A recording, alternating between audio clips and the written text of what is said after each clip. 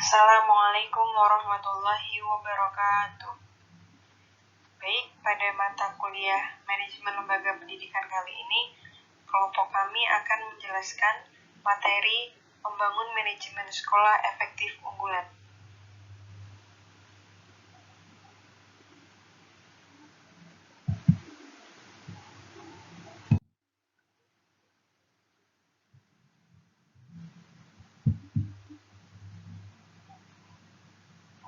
Assalamualaikum warahmatullahi wabarakatuh.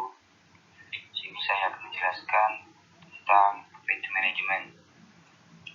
Pengertian manajemen secara etimologi, manajemen berasal dari bahasa Inggris, yaitu management, dan lalu dikembangkan dengan kata to manage yang berarti mengatur dan mengelola. Kata manage itu sebenarnya berasal dari bahasa Italia, yaitu managio.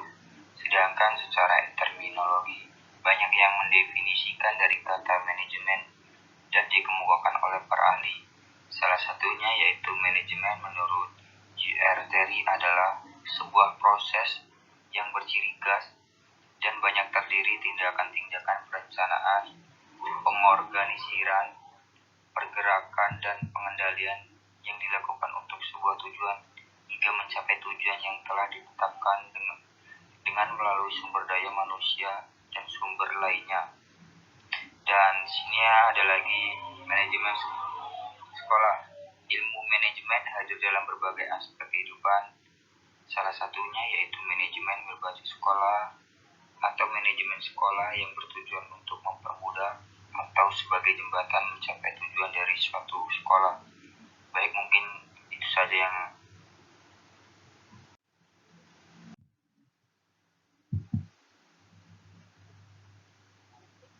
Setelah membahas sedikit tentang manajemen, kemudian kita akan membahas tentang apa itu sekolah efektif, kemudian ciri-ciri sekolah efektif, dan faktor penentu sekolah efektif.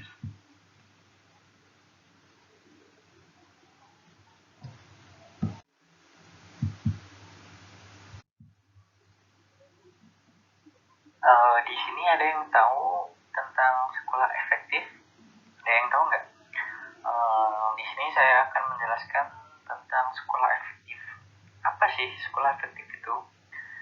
Sekolah efektif adalah sekolah yang memiliki kemampuan untuk memaksimalkan seluruh komponen penting baik internal maupun eksternal, yang memiliki sistem pengelolaan yang tepat dan terarah, terbuka dan matang dalam ikhtiar mencapai visi dan misi sekolah secara efektif dan efisien.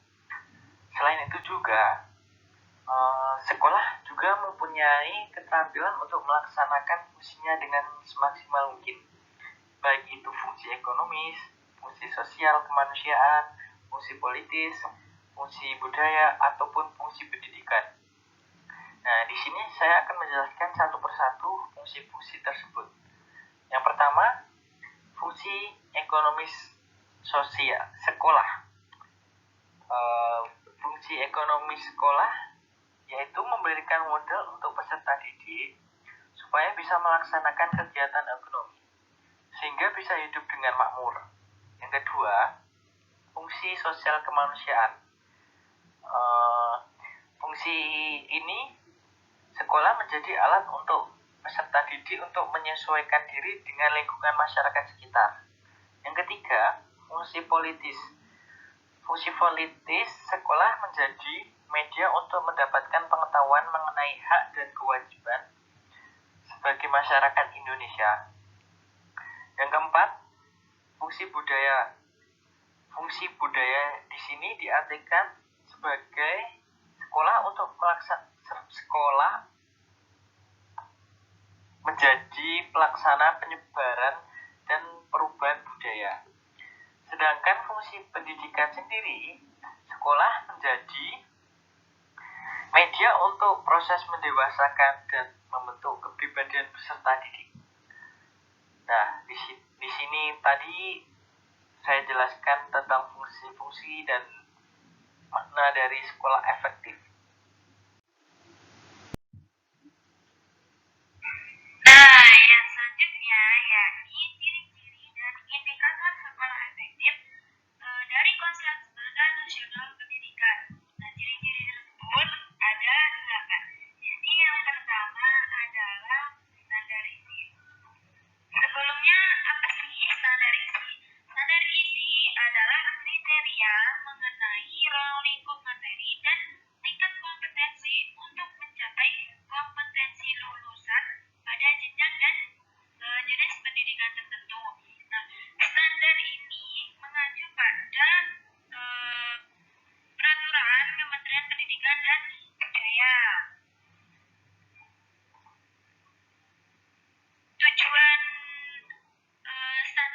isi itu adalah turunan dari SKL, standar kompetensi lulusan.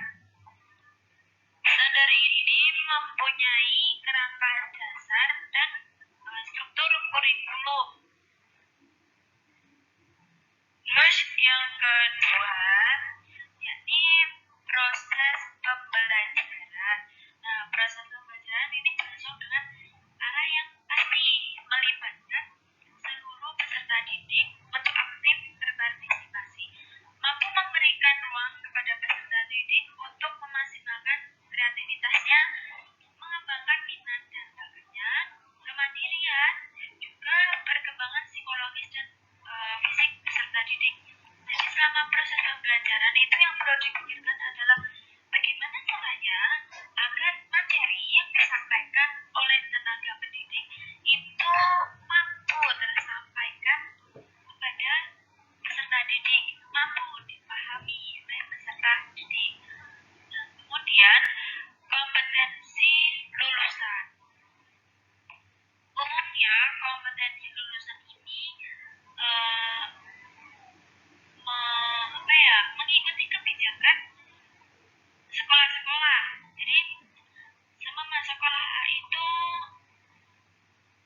mempunyai standar kelulusan atau KKM nilai 80, sedangkan sekolah lain memiliki standar KKM atau standar kompetensi lulusan 85. Itu berbeda-beda.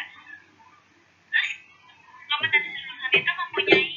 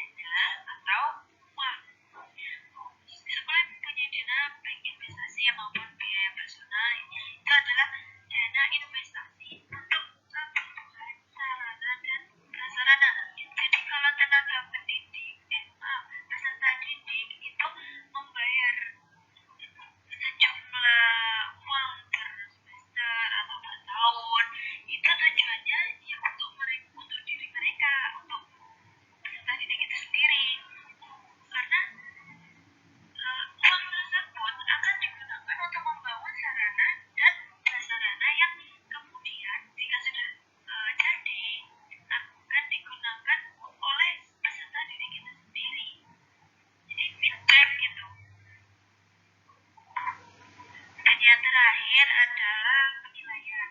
Nah, penilaian hasil pembelajaran peserta didik ini berkelanjutan, jadi step by step agar terpantau jelas segala proses dan progresnya. Jadi kalau seperti evaluasi, kalau diadakan evaluasi setiap akhir semester itu bertujuan sejauh mana sih perkembangan peserta didik ini. Jika mencapai suatu kompetensi dan tidak mencapai suatu kompetensi atau standar minimalnya, maka akan diadakan perbaikan atau remedial. Nah, seperti itu. Itu tadi adalah ciri-ciri dan indikator sekolah efektif dari konsep standar nasional pendidikan atau mengacu pada konsep standar nasional pendidikan.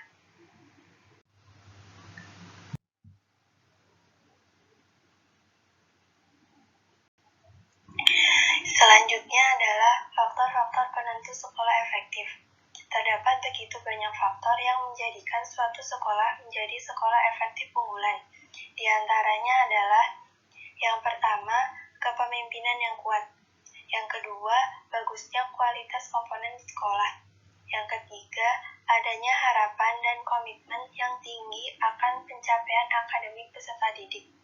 Yang keempat, adanya iklim sekolah yang baik, kondusif, dan tenang sesuai dengan pembelajaran.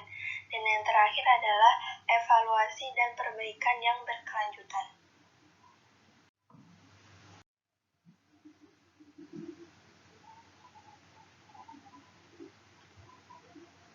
Oke, selanjutnya kita akan membahas tentang bagaimana cara untuk membangun manajemen sekolah efektif unggulan. Nah, dalam membangun manajemen sekolah yang efektif dan unggul, tentu tidak dapat terlepas dari yang namanya stakeholder. Nah, apa sih stakeholder? Stakeholder itu adalah orang yang menjadi pemegang sekaligus pemberi support terhadap sekolah. Di sini ada dua stakeholder. Yang pertama yaitu stakeholder internal. Kemudian yang kedua adalah stakeholder eksternal. Nah, siapa saja yang termasuk ke dalam stakeholder internal? Nah, yang pertama yaitu siswa, guru, kemudian tenaga kependidikan lainnya. Kemudian masuk ke dalam stakeholder eksternal. Siapa saja yang termasuk di dalamnya? Yang pertama yaitu wali murid, kemudian birokrat dinas pendidikan, kemudian tokoh masyarakat, kemudian lembaga swadaya masyarakat, kemudian pengusaha, anggota profesi, dan alumni. Nah, dalam membangun manajemen sekolah efektif unggulan ini, ada beberapa langkah atau beberapa hal yang perlu diperhatikan. Yang pertama yaitu kemampuan kepala sekolah yang tinggi dalam menjadi seorang manajer suatu sekolah. Mengapa hal ini penting sekali untuk diperhatikan? Karena kepala sekolah, sudah kita ketahui bahwa kepala sekolah adalah ujung tombak dari suatu sekolah. Seorang kepala sekolah, jika ingin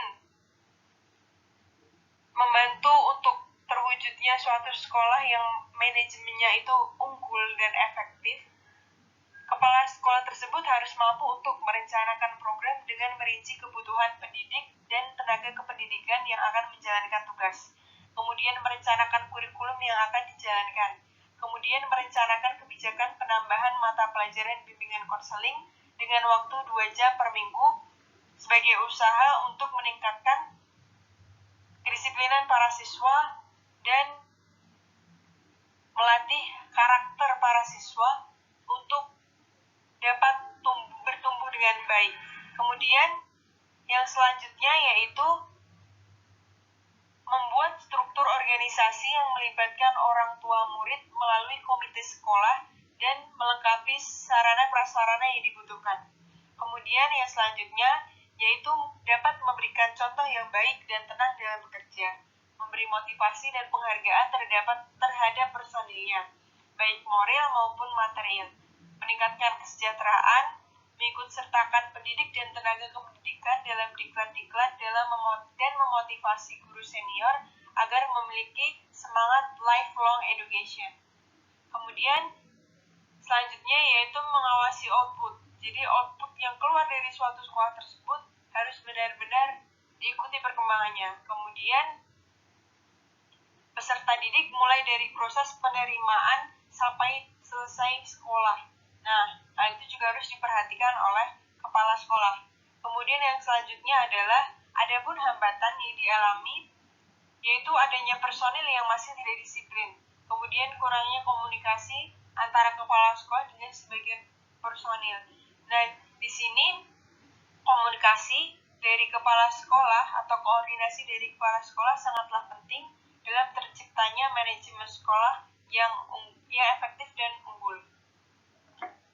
Kemudian, langkah yang kedua yaitu adalah memperhatikan kualitas guru. Jadi kualitas guru harus dipastikan bahwa guru dalam sekolah tersebut memiliki kapabilitas yang baik, sehingga guru tersebut mampu untuk menjadi suri tauladan bagi siswa-siswanya, karena guru ini akan memberikan pengaruh untuk setiap siswa.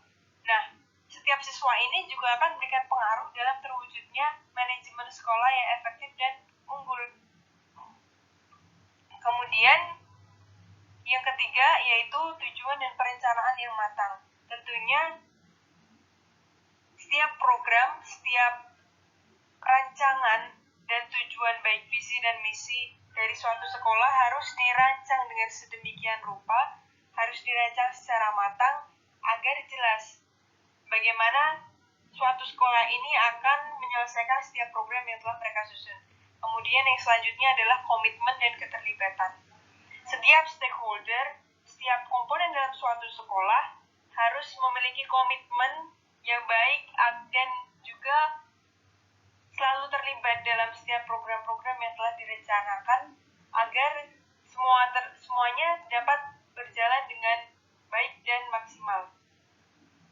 Tanpa komitmen dan keterlibatan yang baik dari setiap komponen, maka manajemen sekolah yang efektif dan unggul tentu tidak dapat terwujud.